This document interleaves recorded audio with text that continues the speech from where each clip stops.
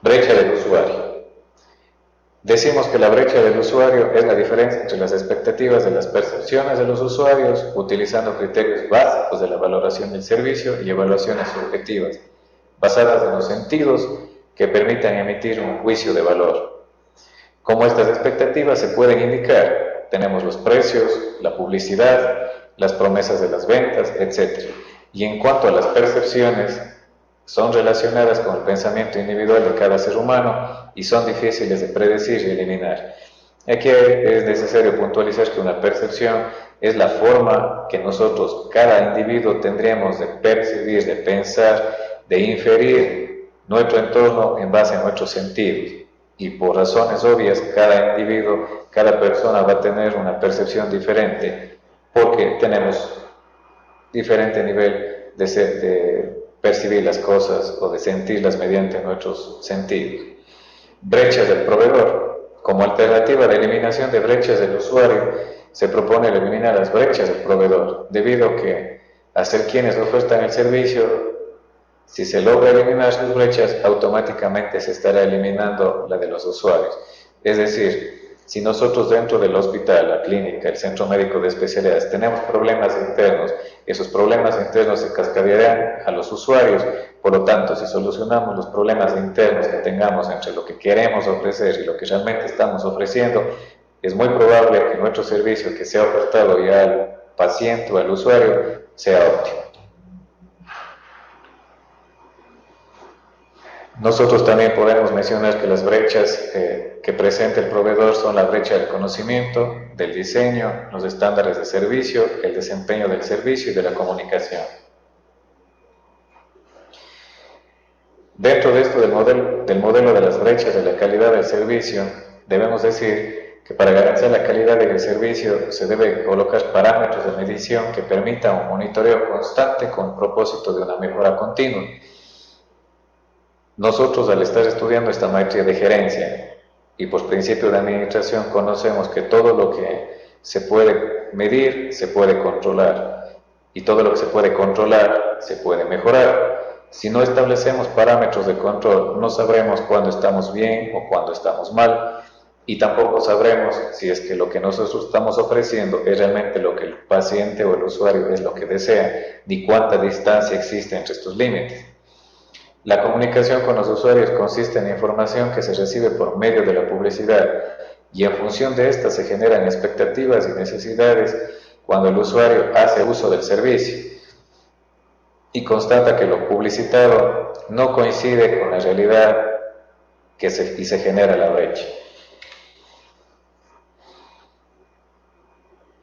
Nosotros también, al hablar de marketing, estamos y debemos conocer el comportamiento del consumidor. ¿A qué hace referencia el comportamiento del consumidor? La forma en que el usuario va a comportarse para adquirir el servicio. Podemos ejemplificar un poco más, y en el caso personal de cada uno de nosotros podemos saber que no compramos las cosas de la misma manera, y esto es algo que en marketing se conoce como el comportamiento del consumidor. ¿Qué tendríamos que nosotros identificar dentro del comportamiento del consumidor? Lo que hace referencia al reconocimiento de la necesidad. Es decir, ¿por qué una persona adquiriría un servicio? Dentro de esto del reconocimiento de la necesidad podemos tener lo que son las necesidades fisiológicas, como por ejemplo el hambre, el sueño, la sed, etc. Las necesidades de seguridad y protección lo integran los servicios como la atención médica, el cuidado infantil, la educación. Un consumidor va a tener la tendencia de buscar la información. Esto significa que los clientes o consumidores obtienen información sobre bienes y servicios que puedan satisfacer sus necesidades.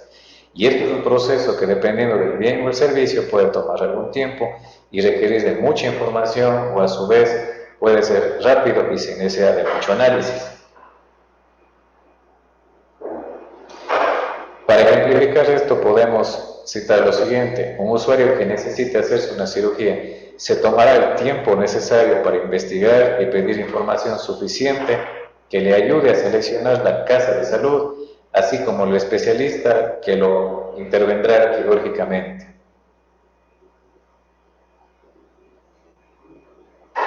En contraparte, podemos citar el ejemplo cuando uno escoge un restaurante o una estación para cargar el combustible. Realmente no necesita mucha información porque no es un evento o una acción que va a tener consecuencias o de vital impacto. Los medios por los cuales se puede buscar esta información pueden ser personales, que todos debemos haber hecho eso cuando realizamos consultas a familiares, amigos o expertos en el tema. Las no personales, cuando nosotros nos dedicamos a buscar la información por medios de comunicación masivos o selectivos y en páginas web. Cuando ya hemos buscado la información y la hemos encontrado en gran cantidad, el siguiente aspecto que nosotros tenemos que considerar es la evaluación de las alternativas. Es cuando tenemos que seleccionar una de las alternativas que se nos han presentado o dentro de las alternativas que se nos han presentado. La primera consiste en la escasa variedad de servicios de diferentes marcas que se encontrarán en un mismo lugar, a diferencia de los bienes en donde se podrá elegir entre idénticos productos pero de diferentes marcas. Esto implica que en los servicios no hay mucho en donde escoger, es decir, no lo podemos encontrar todo en un mismo lugar. No es igual que cuando uno va a hacer las compras y quiere adquirir algún tipo de producto, ejemplifiquemos un par de zapatos, en el mismo lugar va a encontrar una cantidad de zapatos de diferente marca y de diferente modelo, pero si yo estoy buscando una clínica, no va a encontrar todas las clínicas una tras de otra o en la misma manzana, tendrá que ir buscando en diferentes zonas geográficas o en diferentes sectores de la ciudad hasta poder evaluar cuál es la que le conviene.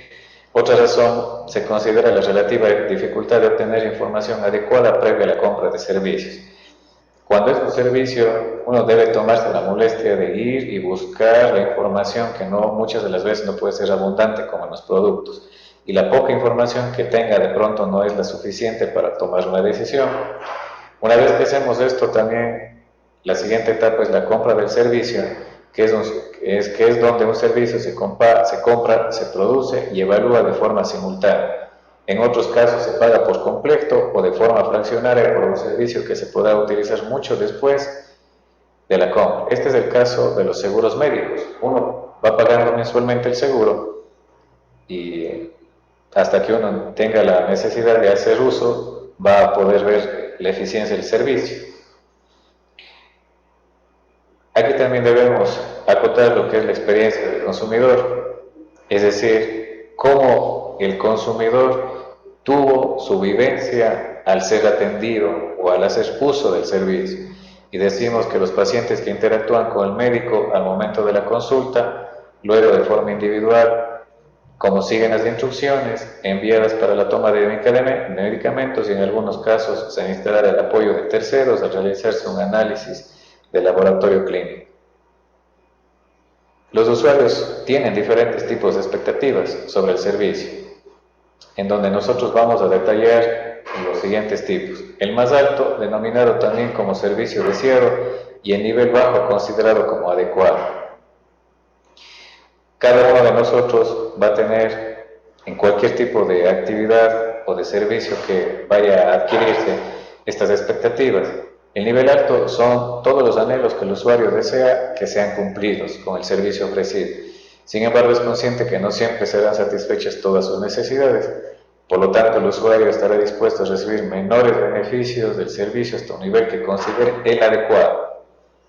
Nosotros, de forma inconsciente, ponemos una brecha en donde estamos categorizando lo que es ideal versus lo que es aceptable, en donde nosotros podemos ceder en el sentido de recibir un servicio que si efectivamente no es lo que uno había esperado, pero puede pasarlo como aceptable. En el gráfico que ustedes tienen en su guía, tenemos especificado lo que implica cada uno de estos niveles, a lo que hace referencia a las expectativas altas y las expectativas bajas. ¿Qué generan estos niveles de expectativas? Bueno, lo integran los intensificadores transitorios de servicio, las alternativas de servicio, la autopercepción del papel del usuario en el servicio, los factores situacionales y el servicio predicho. ¿Qué conocemos como identificadores transitorios de servicio?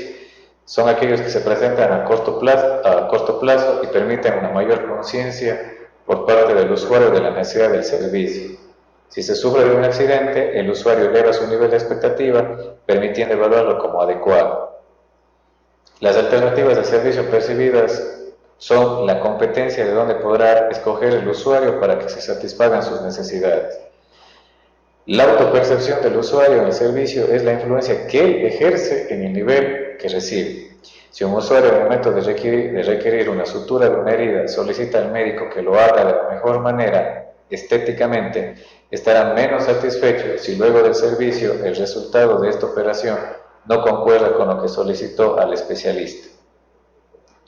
Tenemos también los factores situacionales que se centran en la comprensión de los usuarios ante momentos en los que la capacidad de respuesta de quien oferta el servicio se ve disminuida por factores que ya son incontrolables o externos y que la organización no puede hacer algo para mitigarlos, como por ejemplo en una catástrofe natural, el tiempo de respuesta del nivel de atención de los organismos de salud se verán congestionados, ante lo cual los usuarios deberán ser tolerantes con el servicio. Nosotros conocemos que las fuentes de expectativas del servicio deseado están integradas por lo que son las promesas de servicio explícita, las promesas de servicio implícita, la comunicación boca a boca y las experiencias pasadas. En la unidad 2 de nuestra guía analizamos lo que es el comprender los requerimientos de los usuarios sobre los servicios de salud. Y decimos que para que nosotros podamos entender lo que el usuario necesita, debemos escuchar. Y para hacerlo vamos a utilizar la herramienta de la investigación, que la vamos a denominar como la investigación de mercados, que consiste en averiguar las necesidades de los usuarios, centrándose en las expectativas, enfocándose en las características más importantes. Esto es interesante recalcar porque el error más común de aquellos emprendedores y que luego fracasan en sus intentos o en sus ideas de negocio es de que cometen el error de generar un producto que a criterio de ellos o un servicio es requerido por un segmento de mercado, por un segmento de la población. Pero eso es solamente una suposición. Esa suposición debe ser contrarrestada con una investigación en donde numéricamente, cuantitativamente y cualitativamente se pueda determinar que efectivamente ese producto, ese servicio es requerido. Caso contrario, estaríamos haciendo un producto o estaríamos generando un servicio que no va a ser demandado en un mercado. La investigación tiene que ser tanto cuantitativa como cualitativa e incluye percepciones como expectativas de los usuarios, equilibra el costo de la investigación y el valor de la información. Incluye percepciones como perspectivas de los usuarios. Se utilizará el establecimiento de estándares o puntos de referencia con los que el usuario evaluará el servicio. Por lo tanto, investigará las características que importan al usuario. Como ustedes pueden notar, todo va a estar enfocado en el usuario. Es que el éxito de una empresa, de una organización, de nuestros hospitales, es el enfocarse en los usuarios. Son ellos quienes van a establecer los parámetros que se deben satisfacer, que deben ser prioridad para cada una de nuestras organizaciones. Se debe también equilibrar el costo de la investigación y el valor de la información, es decir, ya conocemos que en una organización es importante una adecuada administración de los costes.